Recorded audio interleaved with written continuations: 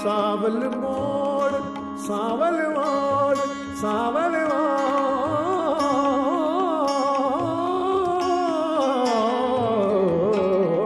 तत्तिरोर मैं वाट में आरा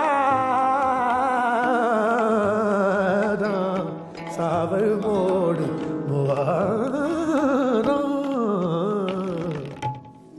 वाह जी वाह, वाह वाह वाह खान साहब, माशाल्लाह माशाल्लाह, थैंक यू। बहुत खूब। खान साहब, आप कहते हैं जो क्लासिकल गायकी है वो एक क्लास की है, इसको आम आदमी नहीं समझ सकता, क्या बयान करते हैं आप?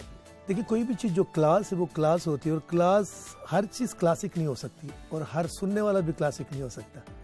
देखिए, एक तासुर दिया जा रहा है यहाँ कि क्लासिकल म्यूजिक पॉपुलर नहीं होता, which is totally wrong. Classical music public का म्यूजिक नहीं, एक फाइन आर्ट है। ज़्यादा या से उसको बादशाह सुनता है या फकीर सुनता है।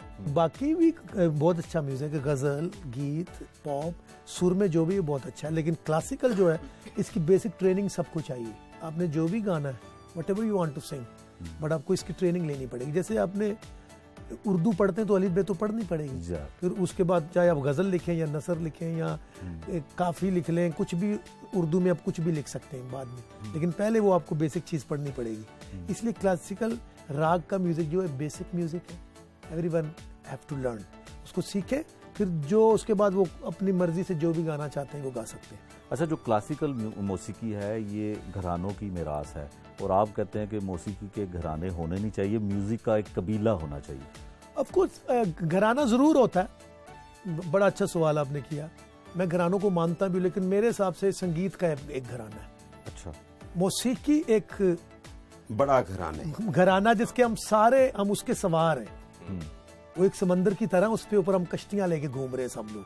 ये तो घराना, चलो हमने एक अपने अपने मार्ग बनाए, शाम चुराती पटियाला, ये होने भी चाहिए। मेरी बात को कोई सुनने वाले गलत ना कहें कि मैं पता नहीं घरानों के खिलाफ हूँ या घराना होने नहीं चाहिए, वो है, लेकिन एक नया घराना है, वो है, उसको हम संगीत का घराना कहते हैं। अच्छा, और ऐसे घरानों को क्या म्यूजिक में जो वो गा रहे हैं कदीम अरसे से, मतलब एक मौसीकी लेके वो चल रहे हैं, तो इसमें इजाफे की भी गुंजाइश है? बिल्कुल अंशे। देखिए, मैं एक मिसाल देता हूँ, बहुत बड़ी बात कर रहा हूँ, मुझे माफ भी करें सुनने वाले, लेकिन बात बड़ी, हदीस पाक और कुरान शरीफ, माशाल्लाह, इसको कोई नहीं दुनिया में चेंज कर सकता। ये अल्लाह की तरफ से आया है, ये एक ऐसी चीज़ है, इसको नहीं चेंज किया जा सकता, ना यहाँ पे ना वहाँ, ये अल्लाह ने उसको लॉक कर दिया। बाकी दुनिया में हर जितने इल्म है, जितनी चीज़ें, उनमें तरमीम की जा सकती है, इन अ वे, ब्यूटीफुल वे से, यानी कि बिल्कुल उसको ख़राब कर दिया जाए, तो इन्वेंशन जो होती है वो हो सकती है। तो आपने कोई अपनी मौसीकी में तरमीम की है तो वो हमें सुनाएं, कोई अच्छी सी चीज़। देखिए, तरमीम तो बहुत चीज़ें हो रही। मैं जैसे आपको एक पहाड़ी का पीस सुनाता हूँ जिसमें कई किस्म के सुर लगते हैं, ठीक है ना।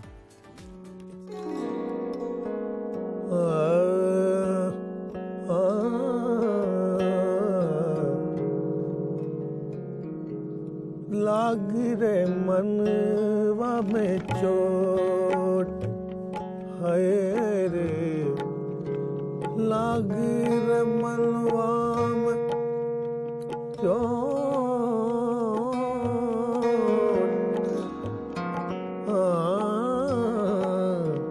लागी रे मनवा में चोट, हर लीनो मन हर लीनो, दरस नदीनो, मन हर लीनो, मन हर लीनो, मन हर लीनो। ये वेस्टर्न गाना। अरे रे ग ग ग रे ग ग ग रे ग म प प प म ग रे ग ग रे रे सा रे सा रे रे सा रे ग ग म म म ग रे ग म ग रे सा रे ग रे सा भ सा। ये एशिया का अंदाज जिनमें सब कॉन्टिनेंट के सारे मुल्क आ जाते, वो कैसे सरगम कर दें। सा रे सा रे रे सा रे ग ग म म म ग रे ग म ग रे सा रे ग रे सा भ सा प द प नि द प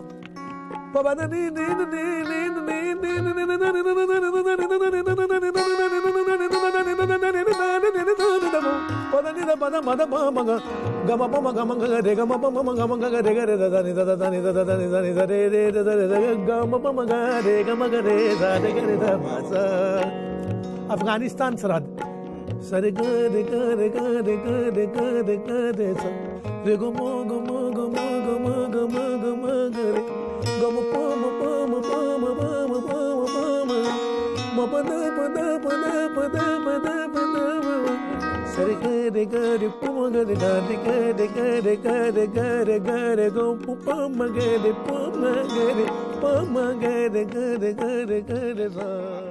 वाह जी वाह खान साहब, बहुत अच्छे, जबरदस्त जनाब, थैंक यू। खान साहब, अक्सर आप इस बात का जिक्र करते हैं कि जो इदारे हैं सकाफत को प्रमोट करने वाले, मौसीकी को प्रमोट करने वाले, वो घोड़े का नाच और ढोल की थाप जो है वो दिखाकर कल्चर को प्रमोट करने का जो है वो तस्करा करते हैं। देखिए, वाजिब करना चाहिए, वो भी एक कल्चर है, लेकिन हमारी कल्चर एक बहुत रिच कल्चर है मौसीकी, जिसको पीछे नहीं किया जा सकता, उसको ज़्यादा से ज़्यादा आप आगे करें। असल में डांस का शौक इतना पड़ गया लोगों को कि जानवरों को भी नचाना शुरू कर दिया। लोग तो नाच ही रहे थे, अब उनकी बारी आ गई है। तो लेकिन ये वो ठीक है, वो भी एक कल्चर, लेकिन जिस तरह उसको प्रेजेंट किया जा रहा है कि बाकी बड़ी चीज़ों को बिल्कुल शेल्फ में ले गए। जैसे हमारी क्लासिकी मौसीकी, आपने इसको दूसरी कौमों के नाम लगा दिया, खुद बिल्कुल ही अपने हाथ से खाली करते जा रहे हैं। तो ये बहुत लम्हा फिक्री है, इसको सोचना पड़ेगा कि मौसीकी ना मरासी हुंदी ना अताई हुंदी। ये भी मैं कहूँगा आपके चैनल से, ये लोग सब डरे बड़े मरासी क्या होता है और अताई क्या होता है, ये बहुत गलत तासुर ने आर्ट को ख़त्म कर दिया। मरासी तो कुछ चीज़ है ही नहीं। कोई भी इंसान कोई भी काम को लेके चले, एक नस्ल से दूसरी नस्ल में ट्रांसफ़र हो जाए, उसको मरास कहते हैं। मरासी तो सारे बेचारे घरों में बैठ के बीमारियों से मर रहे हैं, तो सारे लोग जो गा रहे हैं वो क्या हैं, वो भी फिर मरासी हैं, माने ना अपने आप को। वो क्यों ताई बने हुए हैं? ताई मरासी की बात नहीं, जो गाएगा तो फिर अगर गाने वाला मरासी होता तो फिर सारे मरासी हैं। जो भी गा रहा है, पॉप गा रहा है, गजल गा रहा है, गीत, क्यों जुल्फी साहब, अगर जुल्फी साहब खाएंगे तो ये भी मरासी हैं। वो बचे हुए ने अलहदा गल मैं भी करा, ये वैसे कहते एहतजाजन तौर पे मरासी हो गए। तो मैं गलत तो नहीं कह रहा हूँ, नहीं यार, इन लोगों का मानना पड़ेगा। ये जितने लोग इस वक्त फील्ड में गा रहे हैं, ये क्या तासुर दुनिया को दे रहे हैं, ये गलत है। विद द ड्यू रिस्पेक्ट, मैं सच्ची बात कर रहा हूँ, मेरा कल किसी को इससे वो प्रॉब्लम नहीं होनी चाहिए। अच्छा गाना गाने बाद फौरी बाद डार बन जाना और बट बन जाना, ये गलत बात है। आप वो रहो, अच्छी बात है, लेकिन आप ये बताएं फिर जेड़ा आम मरासी जो गा रहा है वो भी मरासी नहीं, वो एक गायक है, वो एक मरासी का लफ्ज जो है वो ताने के तौर पे इस्तेमाल किया, इस्तेमाल इतना किया कि बहुत छोटा आदमी मरासी का ताना दे रहा है। अलग छोटा कोई नहीं होता, माफ करिएगा मुझे, लेकिन जो छोटी सी मुराद के हर बंदे को कुछ साड़ना ना तो मरासी कहना। अच्छा जी, लाहौर आर्ट काउंसिल की नुमाइंदगी भी कर रहे हैं और आपके दोस्त भी हैं। मैं तो जी इनका एज ए फ्रेंड यहाँ बैठा हूँ, और खान साहब जो है ना, एक्चुअली मैं इसलिए बीच में बिल्कुल नहीं बोला क्योंकि माशाल्लाह खान साहब अगर गवैये ना होते, बहुत ज़बरदस्त स्पीकर इन्होंने होना था।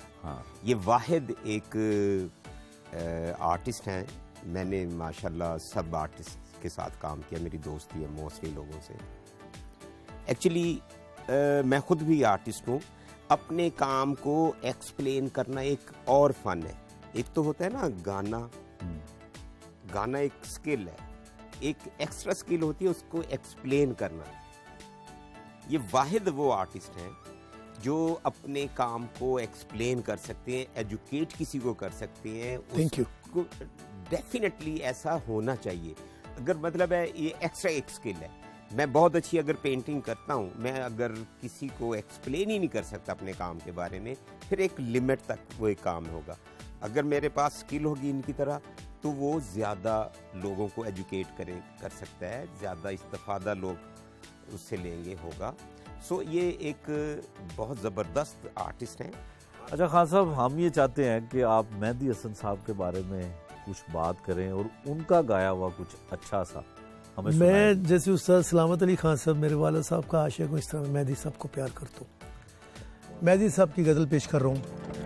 शोला था जल बुझाऊं, शोला था शोला था जल बुझाऊं हवाएं मुझे ना दो शोला था जल बुझाऊं हवाएं मुझे ना दो मैं कब का जा चुका हूँ मैं कब का जा चुका हूँ सदाएं मुझे न दो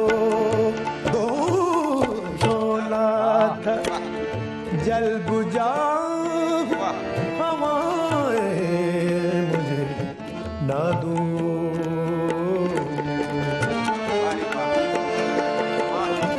मेहरबानी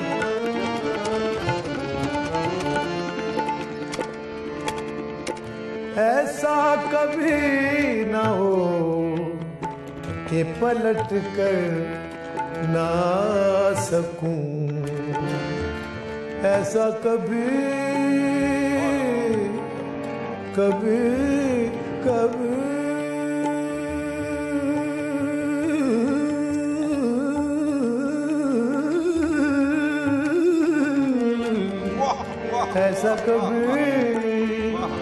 ऐसा कभी ना हो के पलट कर ना सकूं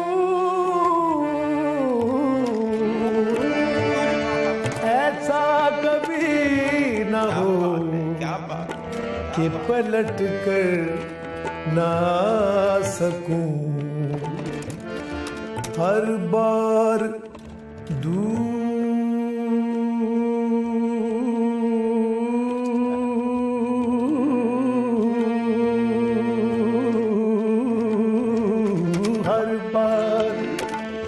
दूर जाऊं के सदाएं मुझे ना दो शोला का जल बुझा हवाएं मुझे ना दो मैं कब का जा चुका हूँ मैं कब का जा चुका हूँ सदाएं मुझे ना दो शोला था जल बुझा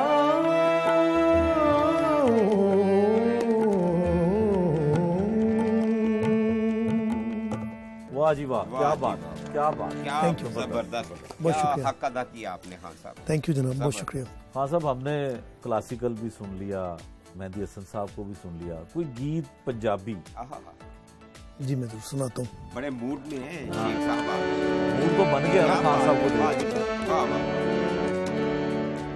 ये गीत मेरे चचा उस्ताद तसद्दुक अली खान की कॉम्पोजिशन है वाह वाह बहुत लाजवाब इंसान थे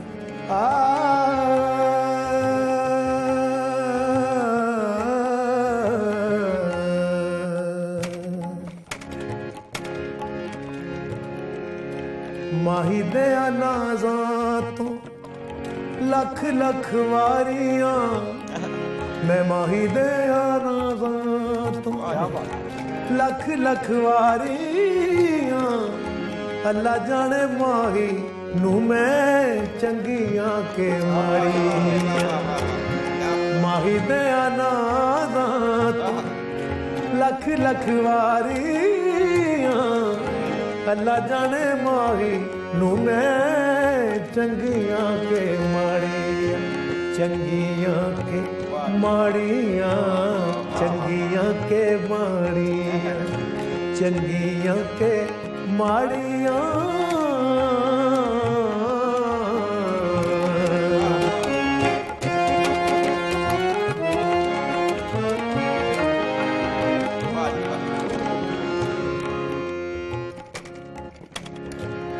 भूल गया मैनू ते पद बड़ा दूर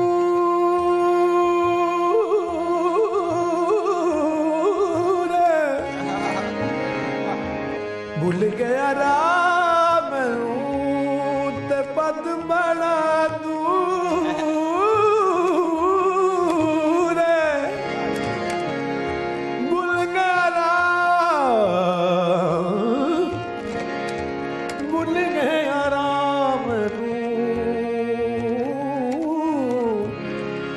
पद बड़ा दूर है भूल गया राम मैनू पद बड़ा दूर है रामा विच छड़ गयो मेंढा की कसूर ओ शगना दे जोड़े नू लाया सी किनारियां शगना दे जोड़े नू लाया सी किनारियां अल्लाह जाने माही नू मैं चंगियां के माड़ी माही दया ना तो लख लख वारियां अल्लाह जाने माही नू मैं चंगियां के माड़ियां चंगियां के माड़ियां चंगियां के माड़ियां चंगियां के माड़ियां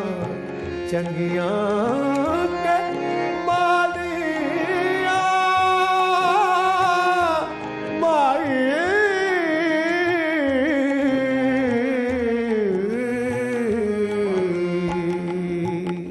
जी वाह जी वाह।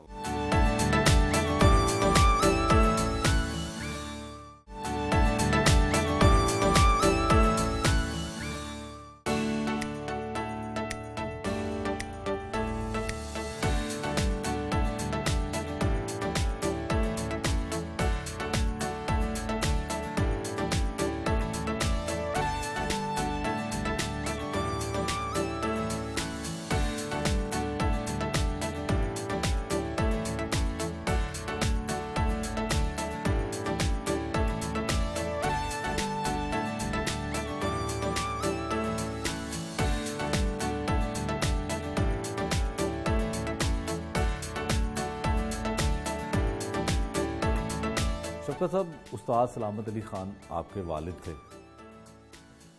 तो इन्होंने आपको कैसे सिखाया, कुछ यादें हमारे साथ शेयर करें। पहले तो कमाल की बात है कि यहाँ आए और खान साहब का फ़ोटो यहाँ।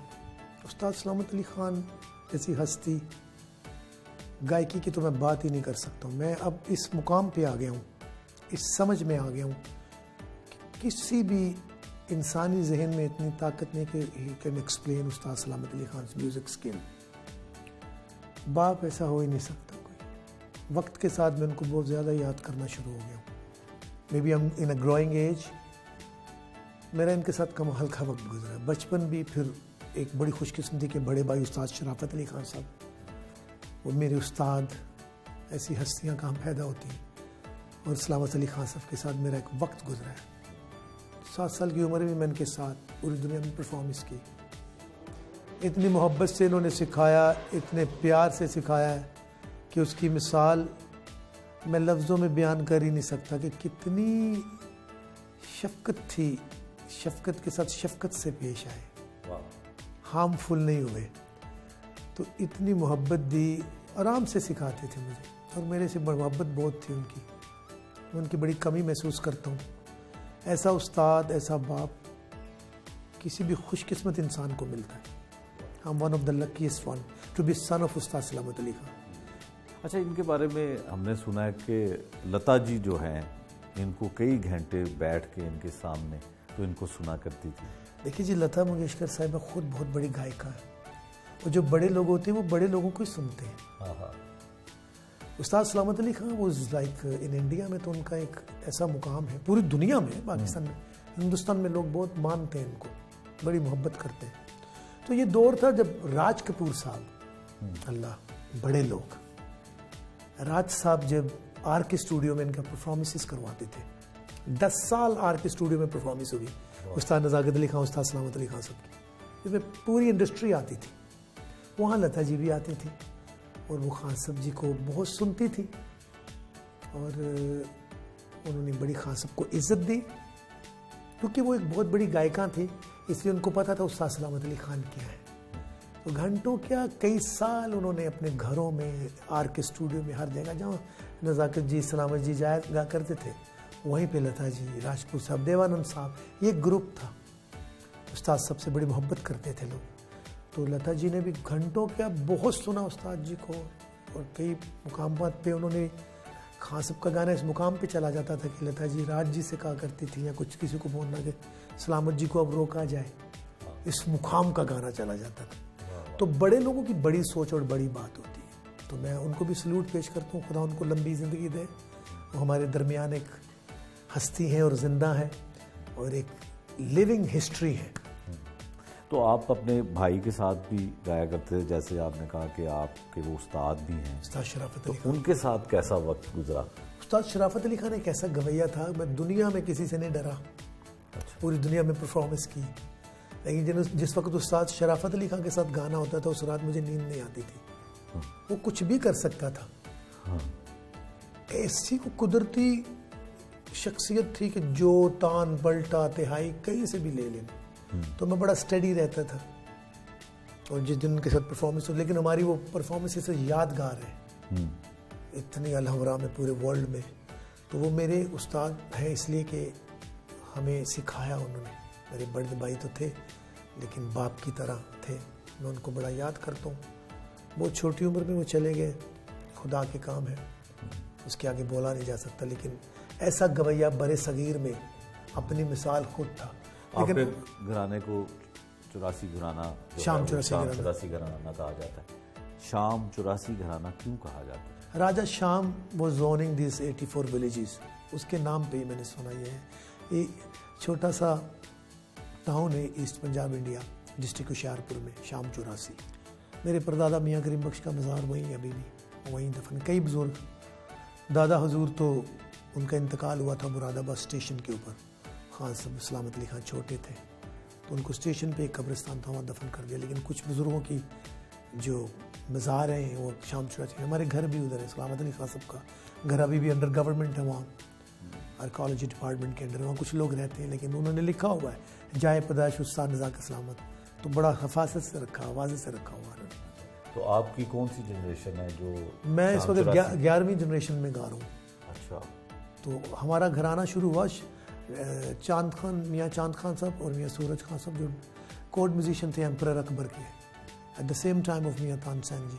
वहाँ से चले तो ये चलते चलते जो दूसरे बुजुर्ग हैं यहाँ तक चलते चलते फिर हमारे मियाँ करीम बख्श साहब, मेरे दादा। मुगलिया दौर की मुगल दौर की बात कर रहा हूँ। हमारा घराना बहुत पुराना है और ये धुरपत का घराना है।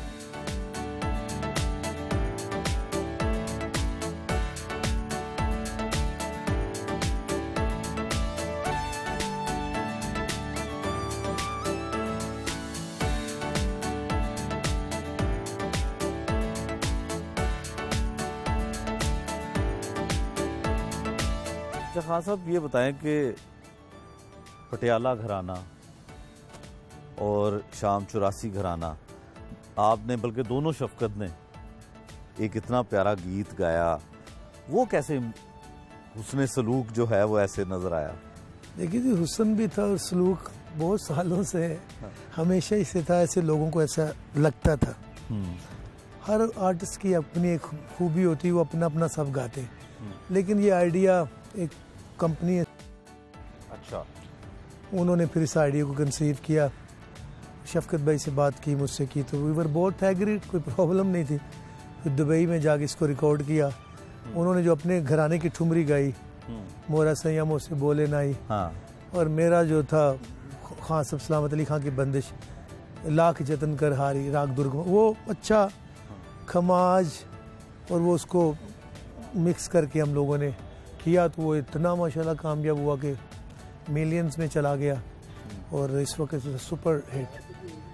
तो वो बड़ी मोहब्बत के साथ हम लोगों ने उसको गाया, जो कि अगर सुना जाए तो वो माशाल्लाह आप अगर देखें तो वो नजर भी आ रही वो मोहब्बत। अच्छा खान साहब, 2009 में गालबन आपको प्राइड ऑफ परफॉर्मेंस से नवाजा गया। कम उम्र में ही आपको प्राइड ऑफ परफॉर्मेंस भी मिल गया। हालांकि लोगों की शिकायत होती है कि प्राइड ऑफ परफॉर्मेंस नहीं मिला। और कौन कौन से एजाज़ात हैं, ज़रा हमें खुद ही अपने मुंह से बताइए। और मुझे life time achievement award all Pakistan music conference की तरफ से मिला 2012। 2012 में गालबन मद्रास चेन्नई में अमीर खुसरो अवार्ड, वो भी लाइफ टाइम अचीवमेंट अवार्ड, जो वजंती मायला साहबा ने दिया। अच्छा। असल में महात्मा गांधी साहब के ग्रैंड सन ने देना था, लेकिन उन्होंने कहा कि वैजंती माला जी इसको दें, वो इनवाइटेड थे। एक आर्टिस्ट को एक आर्टिस्ट ही दे, जो वैजंती माला साहब है, पुरानी एक्ट्रेस। उसके अलावा एक मुझे एम्बेसडर फॉर पीस का पाकिस्तान में ह्यूमन राइट डे पे मिला था, जब प्रेसिडेंट ममनून साहब ने मुझे दिया, ये 2016 में मिला। और फिर universal peace federation Washington DC, जो वाशिंगटन पोस्ट के वाशिंगटन टाइम का जो ऑफिस है, ये उनकी ऑर्गेनाइजेशन है जो पूरे वर्ल्ड से लोगों को चुनते हैं। महातीर मोहम्मद साहब को भी ये अवार्ड मिला, तो मुझे पूरे एशिया से चुना था उन्होंने, तो एम्बेसडर फॉर द पीस का अवार्ड मुझे दिया गया। ये भी गालबन 2017 को मिला। ये बहुत बड़ी अचीवमेंट है। वैसे इतने अवार्ड हैं कि उनका नाम लेने जाए तो मुझे अब याद भी नहीं, बहुत कुछ भूल गया, बहुत कुछ याद है। कोई ऐसा मुल्क भी रह गया जहाँ पे जाके आपने परफॉर्म ना किया हो? ये भी हमारे पास फहरिस्त है। मार्स रह गया, मून रह गया, सूरज रह गया, बाकी हर जगह ही गाया हूँ। कुछ ऐसे ममालिक जहाँ क्लासिकी मौसीकी का नहीं है वहाँ नहीं गए, लेकिन यूरोप मोस्टली सब घूमा, मिडल ईस्ट, फिर एशिया, फार ईस्ट वगैरह, हांगकॉन्ग वगैरह, हर जगह परफॉर्म किया। अच्छा खान साहब, अमेरिका, कनाडा। गायकी आपकी क्लासिकल है, लेकिन स्टाइल आपका बड़ा यूरोपियन है, हैट पहनते हैं, ब्रांडी डैनक लगाते हैं, इसकी वजह क्या है? इसकी वजह मजबूरी है। मजबूरी ऐसे कि बहुत छोटी उम्र में यूरोप अमेरिका चले गए, तो वो देश ऐसा था, उस भेष को अपनाया, तो बहुत सफ़र बहुत मैं करता था। वो कहते ना, उम्र सारी सफ़र में बीत गई, ना ही मंजिल ना ठिकाने आए। तो मंजर और ठिकाने की इंतज़ार में सफ़र करते रहे, उस सफ़रों में ये भेष बन गया। नींद बहुत कम आती थी, तो एक परफॉर्मेंस ख़त्म की, उस वक्त यूएस में मैं रहता था, अगले शहर जाना तो सुबह की फ़्लाइट है, तो ब्लैक ग्लासेस पहनने शुरू कर दिए मैंने। तो हैट तो एक रवायत भी अमेरिका की, तो मैं आपसे नहीं पहनता हूँ, जो मुझे लोग जानते हैं उनको पता है कि शफकत यूज़ करता है। तो 25-30 साल से मेरा ये गेटअप है। तो फिर हुलिया ये बन गया। बेसिकली रूह सादा होनी चाहिए, कपड़े पहनने से कुछ नहीं होता। कई लोगों के कपड़े दरवेशों वाले होते हैं, अंदर कुछ और होता है।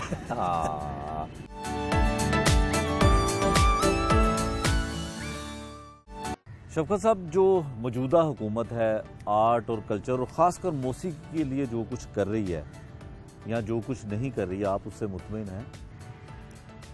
अभी तक तो कुछ भी नहीं ऐसा हो रहा रियल आर्ट एंड कल्चर के लिए, आर्टिस्टों के लिए किसी दौर में भी कुछ भी होपफुल नहीं रहा। थोड़ा बहुत रहा, अभी तक तो सेटलमेंट के मूड में ही वो लोग, और सेटल ही हो रहा है सब कुछ। और इस पे बड़ा गौर फिक्र करना चाहिए। जहाँ आर्ट एंड कल्चर नहीं है जिस कौम के पास, वो थोड़ा सा आउटर वर्ल्ड के लोगों से दूर हो जाते हैं वो लोग, क्योंकि तहजीब जो है वो it shows the real face of the nation, कि लोग कैसे होते हैं। वहाँ की गायकी हो या शायरी हो या आर्ट ड्रामा कुछ भी हो, ज़्यादातर ड्रामा वगैरह बन रहे हैं इस इंडस्ट्री की तरफ तो ख्याल, लेकिन गायकी सिर्फ पॉप म्यूज़िक को प्रमोट किया जा रहा है, लेकिन क्लासिकी मौसीकी को नज़रअंदाज किया जा रहा है। लेकिन हाँ साहब, जो घराने हैं मौसीकी के जी, वो अपना किरदार अदा कर रहे हैं, जिम्मेदारी अदा वो ऑलरेडी कर रहे हैं, बेचारे गा बजा रहे हैं, और क्या करें अब, सड़क पे आके उल्टा हाथों पे तो नहीं खड़ा हो सकते। गाना गा रहे हैं, जो तबला बजा रहा है वो तबला बजा रहा है, जो गा रहा है वो गा रहा है, क्या करें अब आके, वो किसी रेडी के ऊपर थोड़ी बैठ जाएंगे बेचारे। अच्छी तरह बखूबी काम कर रहे हैं। अब ये काम जो अदारे बनाए हैं, जो इनको फंड मिलता है, उनको करें ना, चेक करें क्या रियल आर्टिस्टों तक पहुंच रहा है, और फेवरेटिज्म को ख़त्म किया जाए, मोनोपोली ख़त्म की जाए, जिसका जो फेवरेट उसको आगे कर दो। ऐसा नहीं चलता, सबकी बारी आनी चाहिए, सबको क्लासिफिकेशन के हिसाब से दिया जाना। तो इसको अगर इमरान खान साहब खुद देखें और अपनी कबीना के लोगों से बात करें, अच्छे अच्छे लोग वहाँ बैठे हुए हैं जो आर्ट एंड कल्चर को भी प्यार करते हैं, और मैं तो वहाँ परफॉर्म करता रहता हूँ इस्लामाबाद भी जाके। तो ये अब इस पे बड़ा ध्यान देना पड़ेगा इनको, क्योंकि जिस कौम के पास आर्ट एंड कल्चर नहीं, वो कौम तहजीब नहीं, वो सफ़े हस्ती से मिट जाती है। अच्छा, आपके जहन में क्या आइडिया है शफकत साहब, आप क्या समझते हैं कि क्या हुकूमत को करना चाहिए कि आपका जो फ़न है, जो क्लासिकल मौसीकी है? देखिए, जिसका काम उसी को साजे। जो डिपार्टमेंट में जिस काम के लिए बनाए हुए हैं, जहाँ ड्रामे के लिए डिपार्टमेंट बना, वो ड्रामे के लोग बैठे, बेशक ऊपर अपने लोग बैठा दें। जो गायकी के लिए वहाँ गायक बैठे। ये नहीं तो कोई अमीर आदमी किताबें पढ़ के आ जाता है, उसकी 2 मिल ऑनर भी होता है, साथ में म्यूजिकोलॉजिस्ट भी बना होता है और हकदर मर रहा है। वहाँ तो जो जिंदा लोग हैं, हुसैन बख्श गुल्लू जैसे लोगों को बैठाएं, ठीक है ना। अब हमारे बाकी बुजुर्ग तो दुनिया से चले गए, यही चंद लोग रह गए, उनकी खिदमत हासिल करें। हम तो अभी थोड़े यंग ट्रैवल कर रहे हैं, नहीं बैठ सकते, लेकिन खिदमत कर सकते हैं। हमारा जो काम है, मौसीकी के इदारे में मौसीकी वालों को बैठाएं, ऊपर अपनी टीम को बैठा दें। तो जब ये हो जाएगा तो सब कुछ दुरुस्त हो जाएगा। तो जो जिसका काम है, जिस शोबे से जिसका जो ताल्लुक है, उस शोबे से लोगों को लेकर बैठाना चाहिए। क्या वो पेंटिंग है, पोइट्री है, म्यूज़िक है, ड्रामा एंड आर्ट का है, या पेंटिंग का है, ये सारा कुछ। शफकत साहब, जो गाने वाले हैं आज के दौर में, जिनको गाना नहीं भी आता, बड़े मकबूल हैं, उसकी वजह क्या सोसाइटी है कि सुनने वाले भी वैसे नहीं रहे? नहीं, सुनने वाले हैं, सुनने वाले। देखिए, क्लासिक ऑडियंस हमेशा कम होती है। जो नहीं सीख कर आते बहुत गलती कर रहे हैं। अच्छा आवाज़ तो किसी का भी हो सकता है, उनको सीखना चाहिए। शफकत साहब, ये बात दुरुस्त है कि जो मुश्किल गायकी है, जैसे कि क्लासिकल गायकी है, इसको गाने वाले या इसको अपनाने वाले लोग माली तौर पे मुफलिसी का भी शिकार रहते हैं? बहुत ज़्यादा लोग, बहुत कम लोग कामयाब हुए, लेकिन ज़्यादा तादाद में जिनको उन्होंने सिखाया वो मिलनियर हो गए। खुद वो पीछे रह गए। अपना काम बताया लोगों को, वो मैंने बाहर जिक्र भी किया। फिर वो काम सीख कर मुरासी भी नहीं बने और गायकी की कमाई भी खाई। ये बड़ा तासुर गल था, लेकिन वो पीछे रह गए। लेकिन कुछ लोग आगे भी आए। असल में जो रियल आर्टिस्ट होता है, वो बेथोवन, मोजार्ट की भी बात करें, उसको सैकड़ों लोगों के दरमियाने के गड्ढे में गाड़ दिया गया था। ये हिस्ट्री है। आज देखें मोजार्ट के नाम पे कितनी यूरोप में भी बनी। आर्टिस्ट पाकिस्तान का हो या यूरोप का, ट्रू आर्टिस्ट हर जगह ऐसी प्रॉब्लम में है, ठीक है ना, ऐसी प्रॉब्लम में चल रहा है। उसको सिर्फ हुकूमतें, वहाँ की जो हुकूमत होती है, जो वहाँ देख रही, वो ही उसका ख्याल कर सकते हैं।